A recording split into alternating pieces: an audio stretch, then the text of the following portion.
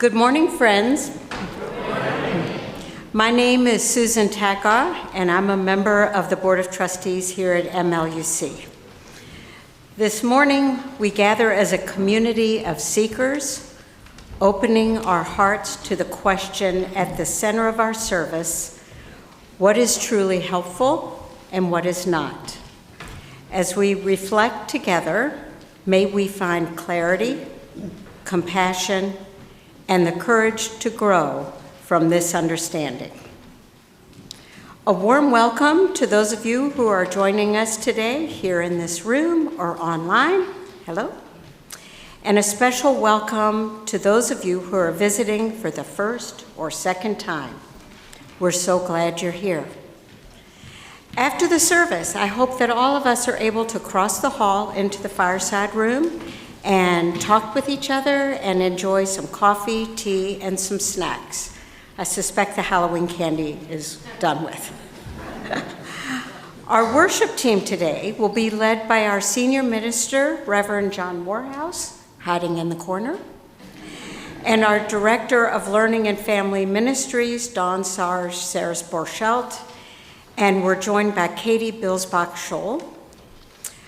We have a special treat about our music, and I'm sure David will mention it, but our director today will be Caitlin Watterson, and David Brown will be joining with his violin, and Jodie Brown on piano, and of course, our wonderful MLUC Choir. Our worship associate today is Maureen McCarthy, and as always, a thank you to our media team. I want to remind you that there's always a lot going on here at church, so please check your order of service, the back of it, or go on our website, mluc.org. So now, kindly silence your electronic devices, and then let us join together in affirming our mission statement. Together, we transform lives through love, service, and our welcoming faith. So indeed, as Susan mentioned, there's been a slight change to the order of service in that Caitlin Watterson, our soprano section leader, will actually be directing the choir this morning. She is recovering from having lost her voice when she was sick a week ago, and she has a big recital this Friday in this room, 7 p.m. It's going to be great, and she wants to save her voice, so naturally, I decided to put her to work in another way. And it's good fortune that she also happens to be the best choral conductor I know. And so I will be joining the choir in her place, but I am sorry to disappoint, I will not be joining the soprano section. For anybody who would be interested in doing some singing this afternoon in anticipation of our bread communion service next Sunday, the multi-generational choir will meet in this room at 11:30.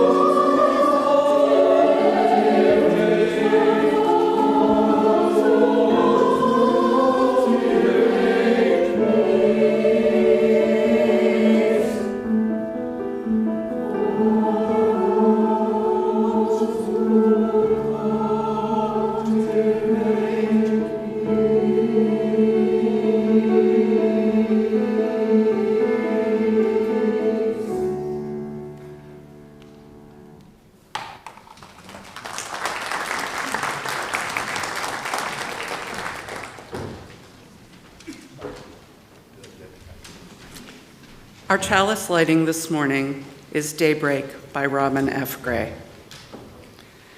Day breaks on our gratitude for family and friends, for the freedom to find our own truth, for the company of those who gather here, and the promises we offer one another. Let the light of day bring the grace of faith into our lives. Please stand and body your spirit to join in singing our opening hymn, hymn number 322, Thanks Be for These.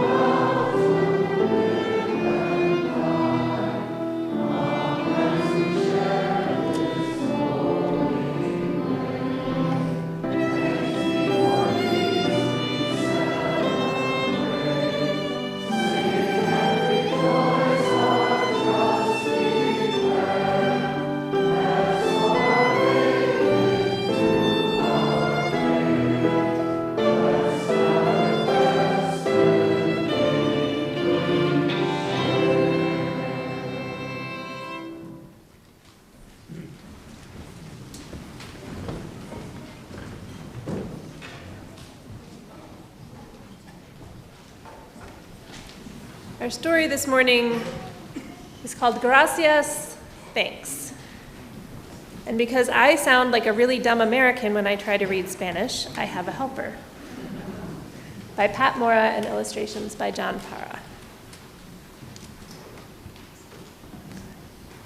Por el sol que me despierta y no permite que siga durmiendo por años y años, y que me crezca una larga barba blanca, gracias.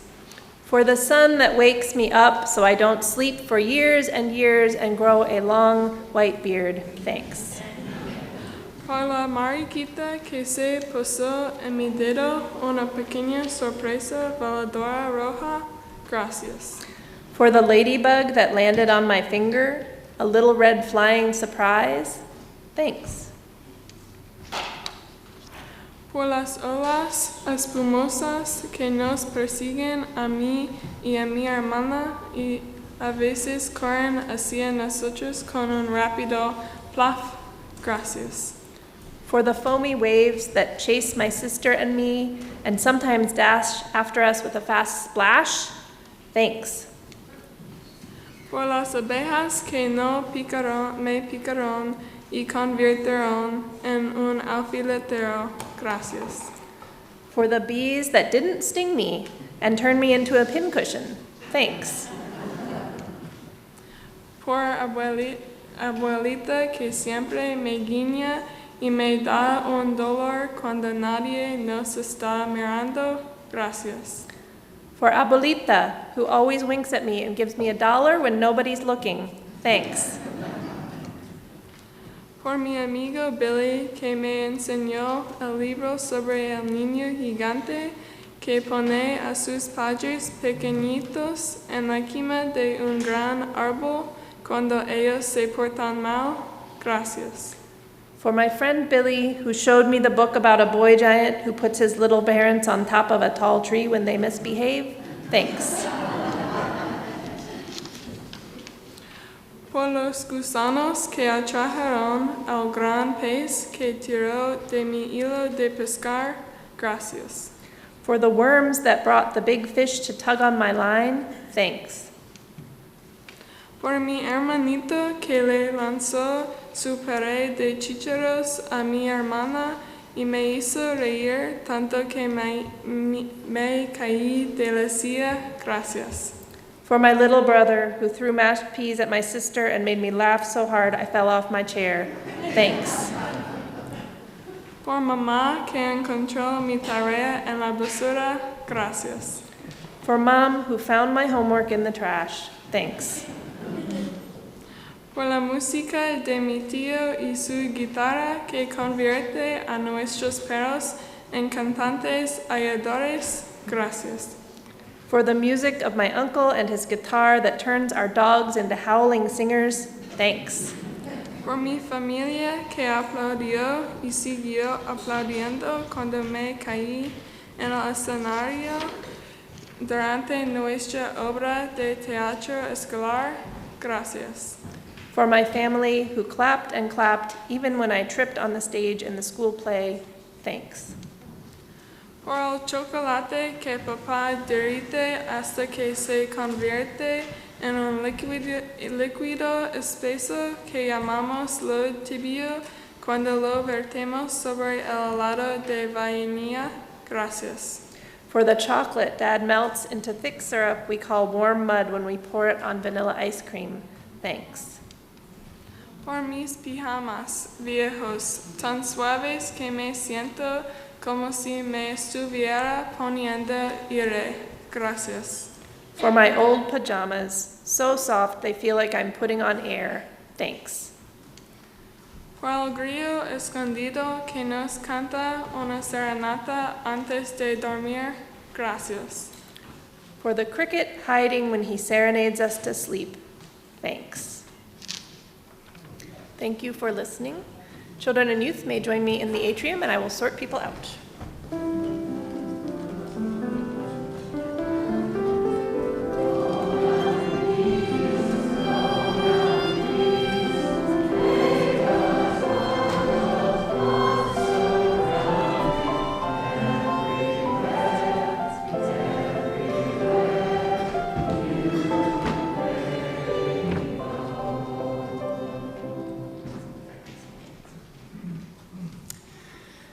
Each month, we donate half our weekly collection to a worthy organization in need.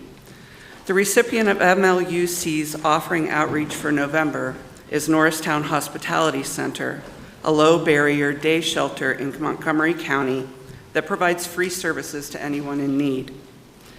A center case manager shared the story of Brooke, who would come in daily for showers and give the staff a hard time being loud and belligerent.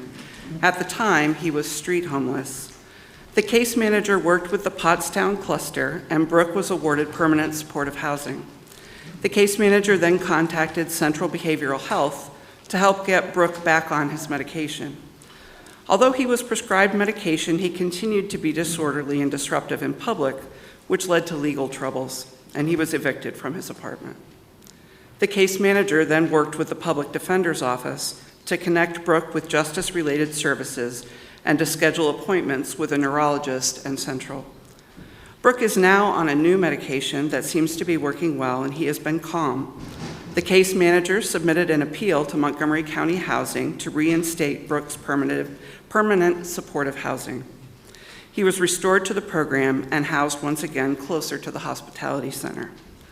This is one of many stories that illustrate how the Norristown Hospitality Center is a hub that works with many organizations to get support for people who are unhoused. They start at the center, and through a network of care and collaboration, the center sets them on a path to recovery and housing. To make a cashless donation today, please follow the instructions on the screen or on the back of your order of service. The offertory will now be gratefully received. Will the ushers please come forward?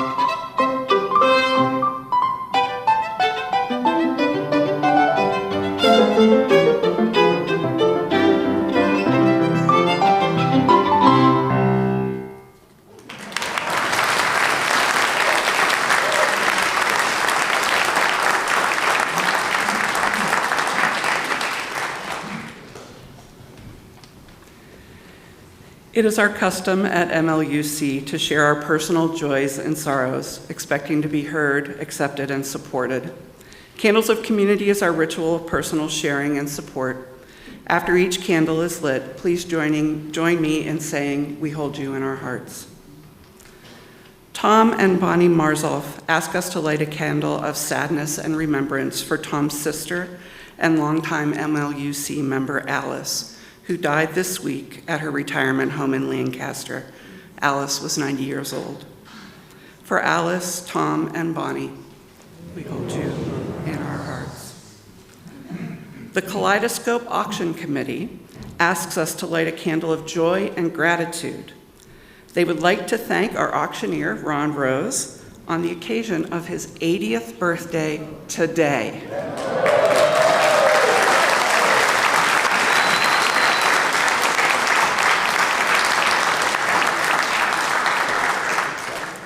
Many of us know Ron and Joanne Rose for the humor and humanity they bring to our annual fundraiser, But we also know Ron and Joanne for their many contributions to social justice activities and their many generous contributions to MLUC.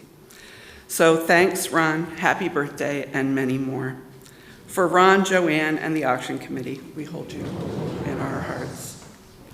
For all other joys, concerns, and sorrows that remain unspoken or are too deep for words, we light a candle and we hold you in our hearts. Our reading today is the poem Helping by Shel Silverstein. Agatha Fry, she made a pie, and Christopher John helped bake it. Christopher John, he mowed the lawn, and Agatha Fry helped rake it. Now, Zachary Zug took out the rug, and Jennifer Joy helped shake it. Then, Jennifer Joy, she made a toy, and Zachary Zug helped break it. And some kind of help is the kind of help that helping's all about. And some kind of help is the kind of help we all can do without.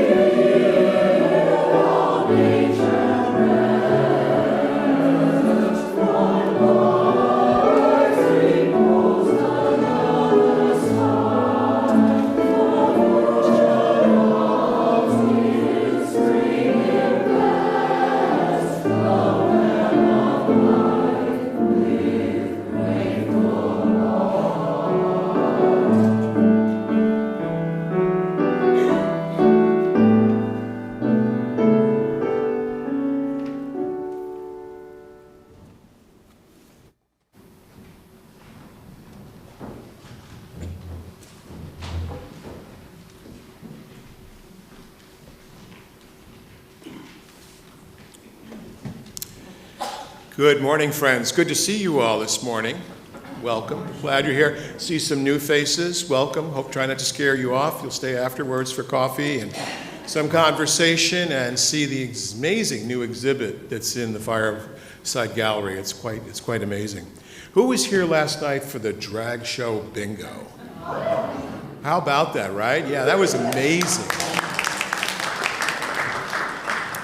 It was a fundraiser for PFLAG Chester County. We were so fortunate to be able to host them, and it was just an amazing time. It made me think about all the things that I'm thankful for in this congregation, all of you, our fabulous choir, our musicians, all the hardworking people on the tech deck. Maureen, thank you for, this is your first time as a worship associate, right? Yeah, right. Like a pro. Leopold Stokowski, one of the most innovative and talented conductors of the 20th century, and for 25 years conducted the Philadelphia Orchestra, spoke with an Eastern European accent, claimed to be of Polish descent, and is said to have learned to play the violin his grandfather purchased him in Poland.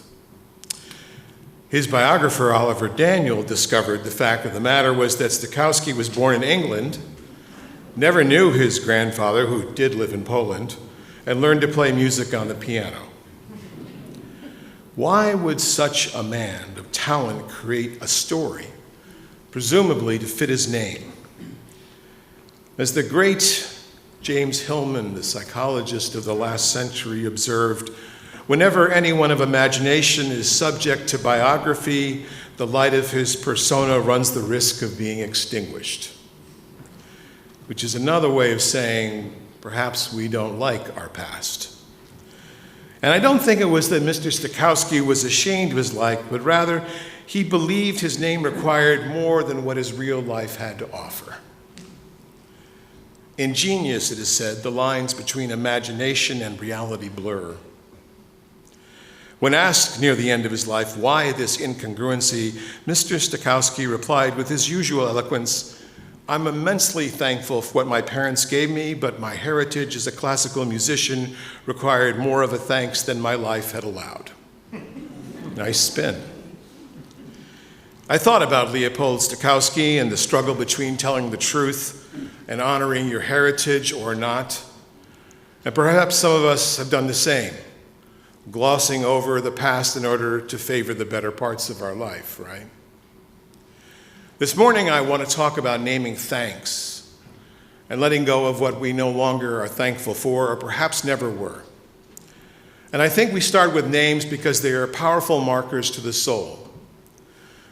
In the children's tale, the famous tale of Rumpelstiltskin, the only way that the heroine is saved from the death of a life is to find out the name of this little dwarf. Rumpelstiltskin. A name is a powerful marker to who we are and the power we have in our lives. And sometimes we don't like that name. When the prophet Jacob was going to cross the Jordan to reconcile with his brother Esau in the Hebrew Bible, he spends the night alone on the shore with a rock for his pillow, and he realizes that he is in the company of an angelic persona, who then proceeds to wrestle with him all night long. And as they're wrestling, Jacob is asking the angel, "What is your name?" And the angel will not reply. And finally, the angel wounds him by dislocating his hip. And he says, the angel finally speaks and says, "Your name was Jacob, but now you shall be Israel, though you who have struggled with God and survived." My barista name, in case anybody wants to know, is Theo. T-H-E-O. And I like that name because one of my favorite jazz musicians is Thelonious Monk. And I just love that name, Thelonious, right? But my middle name, while it starts with T, doesn't stand for Thelonious. It stands for Thompson, which is a nod to another heritage. And so I try to make up for it at Starbucks. I try to be Theo. "Hey, Theo, glad to see you." Yeah, it's good to be seen as Theo. I think this is true especially of celebrities, right? Look at any rock star. If they can't change their past, like Stokowski, they changed their name. Madonna, Sid Vicious, Eminem, 50 Cent, Rodney Dangerfield. All these indicate that somehow they're not so thankful of their past, or at least they'd rather not recognize it as such, or they have a conflicted relationship with some part of it. The point here is that your name, like your past, represents a part of who you are, and in some way we are thankful what that has given us. I like to say that no experience goes unlearned. Every experience has a lesson. And there are around us and in this room people who have suffered or are suffering immensely, enormously. I know of a woman who had been abused by her family, married twice, and divorced by the time she was 19 with 2 kids. And she'd had 4 different names in those 19 years. When she finally broke free of that life, she had found a name that she loved from a novel, a science fiction novel, and went down to the courthouse and changed it. And when I met her, I found her to be someone who was incredibly independent and creative, human, kind, a good judge of character, and this experience in life that could relate to almost anyone. It was as if in choosing her own name and leaving behind all the other names, she had moved on to what her life could mean, what she was thankful for. Thanks for the lessons of life, she said once, but no thanks for the markers of the past that were so painful. Can you hear me? So in the story of Jacob and Esau, it goes back farther than that. Jacob is one of the great patriarchs of the Hebrew and Jewish tradition, and Jacob and Esau are twins. And they are born, Esau is, I think the Bible says, hairy and of slow wit. At least that's the King James Version. And Jacob is the trickster. In fact, that's what his name means, he who holds on. And he comes out second holding his brother's heel. And he does all he can to outwit his brother Esau, who is a bit slow of wit. And finally, one day Esau comes in from the hunt, and he's so hungry. He says, "Give me some porridge." Jacob's been cooking at the stove, and he says, "Give me some porridge." And Jacob says, "What will you give me in return?" "I'm so hungry, you can have my inheritance."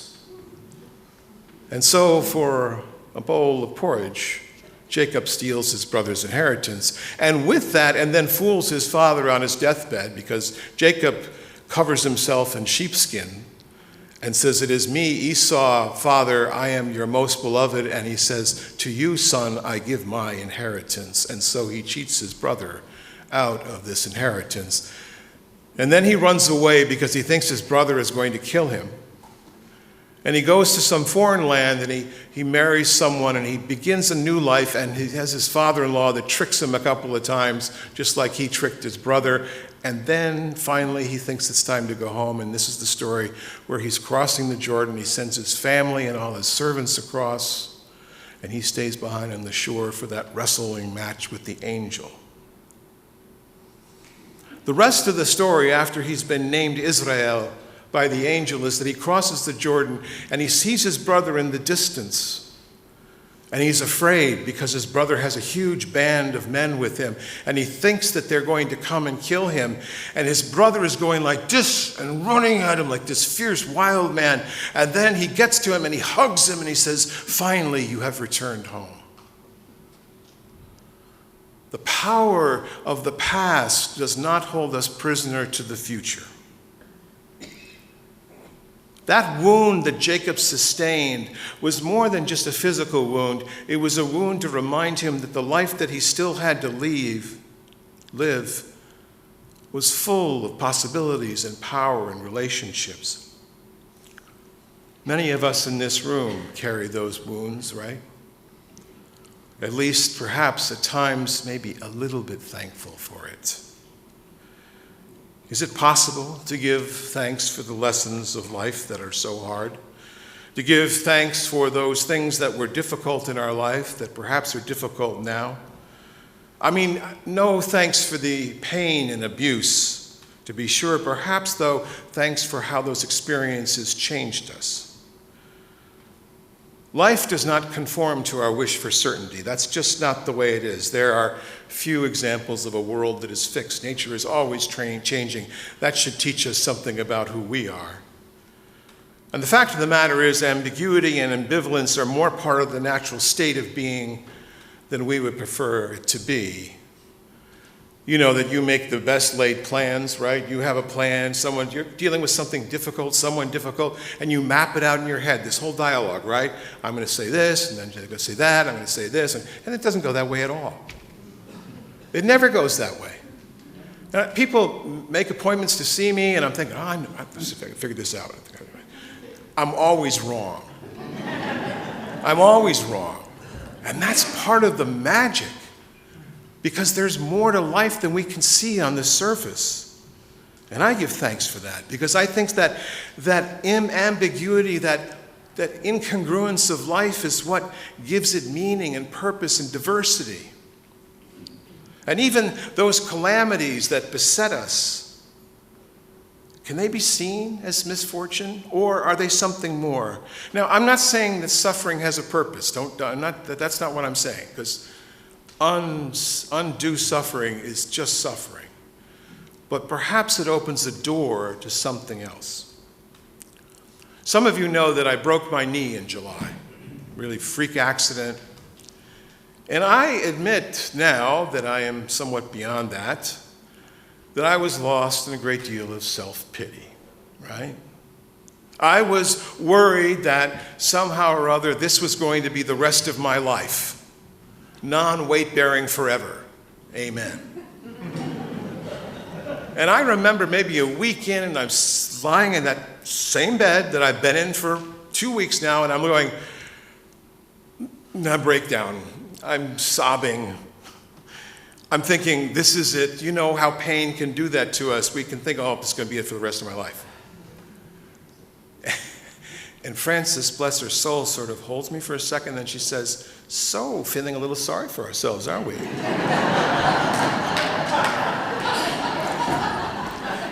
Love that empathy. And she says, maybe you could look beyond this moment to what it will teach you.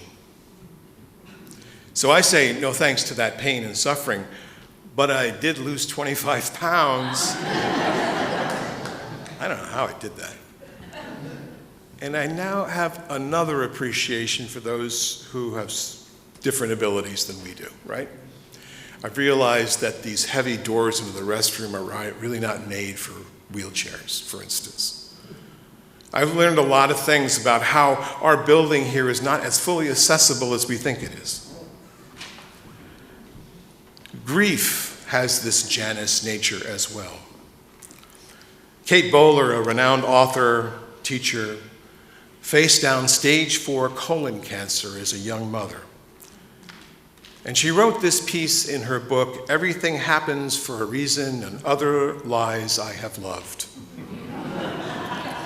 She's a very funny author. She said, I used to think that grief was about looking backward. Old men saddled with regrets and young ones pondering should-haves. I see now that it is about eyes squinting through tears into an unbearable future. The world cannot always be made by the sheer force of love.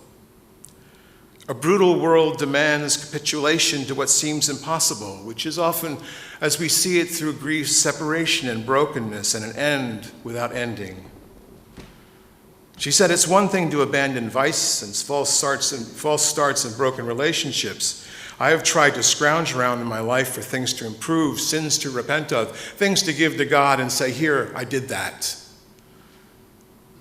But it's something entirely, she thought, as she was lying there struggling with this disease, to surrender my family, to see the hunger in my husband's eyes as I pause for a moment at our son's crib, as if he's watching me to see if I'm fading into gray. Grief, I have learned as a minister and as a human being, while always lamentable, can nonetheless be life-giving in the scars and wisdom it leaves us with. The whole is always there, but around the edges is something other. And beyond the personal, I think there are collective reasons to look at this darkness.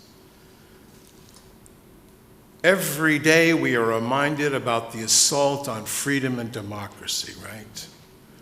It just keeps going. And yet,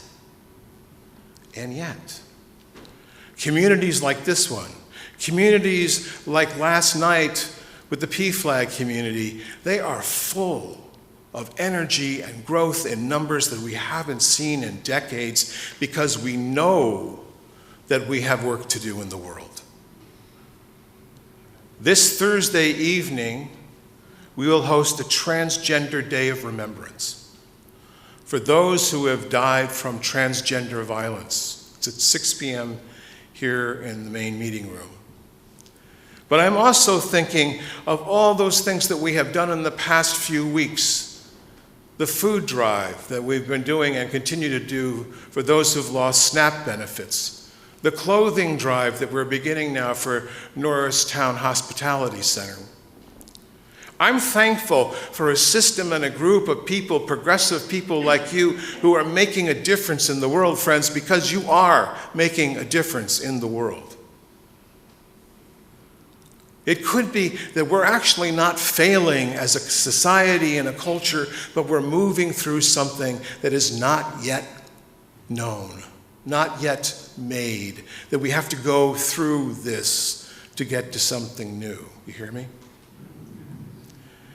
When I was pretty much failing out of my high school French class, my teacher, bless her soul, instead of putting a big F on the exam, put "not yet." But mais oui, not yet. Regardless of where we are in life, friends, it may not be yet, right? That may be where we are, in the not yet part. Life changes around us, and we need to be ready to not only give it a name, to be thankful for it in the right way, but be able to say we reject that which we are not thankful for. And I think this is a great touchstone of hope for us as a people. Taking stock of what we have, offering thanks for what we have learned, because Thanksgiving, my friends, is more than just counting your blessings. It's about naming what is good and what is not good. And when I look around this congregation, I am incredibly thankful for this beautiful space. I'm thankful for all of you. I'm thankful for our friends who join us online. I'm thankful that we have been able to move the needle, however slightly we've moved it, in terms of justice and hope in our community. I'm thankful for the hardworking volunteers that make this place run, for this incredible staff, and for your financial gifts, quite frankly, that makes it all hum along. And I would say no thanks then to the bigotry, the exclusion, the meanness, the hatred, and those parts of ourselves which keep marginalized communities not coming through these doors yet. In our house at Thanksgiving, we have this little tradition, right? We call it the thanks, no thanks. We go around the table and everyone has to say one thing that they're thankful for, and then we go around the second time, we say one thing you're not thankful for. And I'm always surprised at what my kids come up with. But there it is, right? That's the thanks and no thanks. And it speaks to who we still are. It speaks to the work we still have to do. I tell everyone who I minister to that you will die incomplete. That may be a shock to some of you.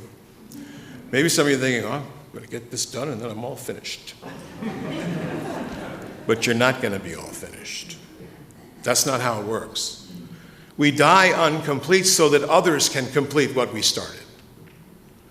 And that's the way of countries, that's the way of nations and cultures, and it has been for millennia. Good people doing things of hope in desperate times so that those who follow can carry that message forward to the next generation and the next generation.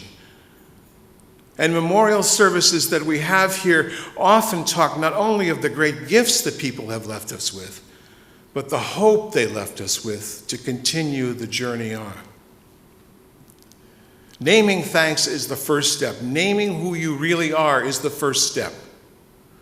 That's why all recovery movements, all 12-step programs in this country and around the world start with, my name is so-and-so and I'm a fill in the blank. Because friends, that is who we are.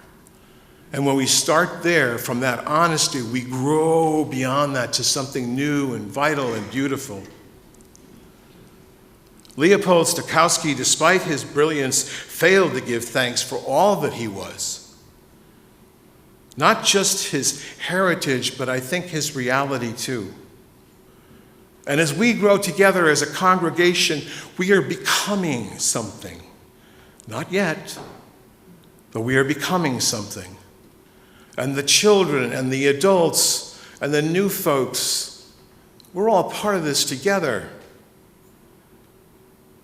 Most days, I give thanks not only for who I am and what I've become, but thanks that I have the opportunity to serve you and to watch us as we grow and watch us as we share the meals and the hugs and the care and the touch that some people haven't had all week long. We love, we sing, we dance, and I am thankful, and I hope you all are too, for this place which has been a part of this community for almost 70 years. That it'll be here for another 70 years. At the end of the day, when I have some quiet, before falling asleep, I try to give a little thanks for what the day has brought.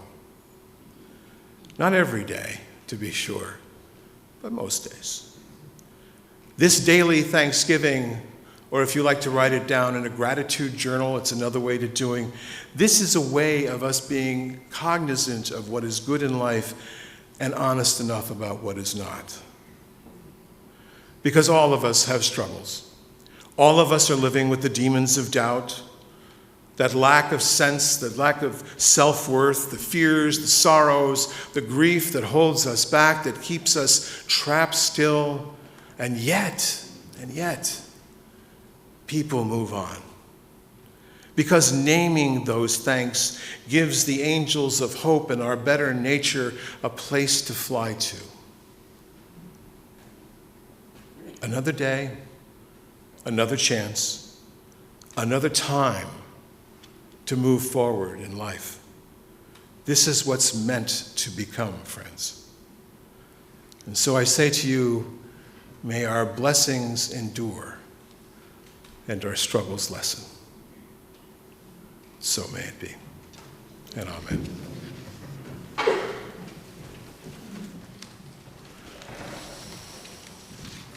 Our closing hymn is number 294, Our Praise We Give. Please rise in body or spirit.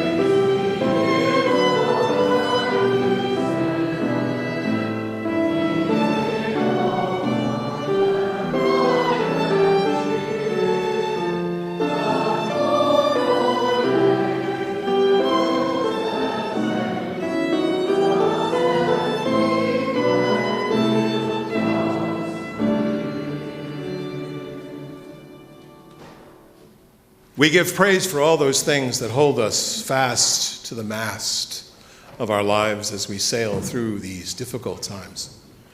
We give praise for the life that we still have yet to live. And as my colleague and friend Galen Gingrich once put it, this is the day the Lord has given us. Let us be glad and make something of it. So may it be. Please be seated for the postlude.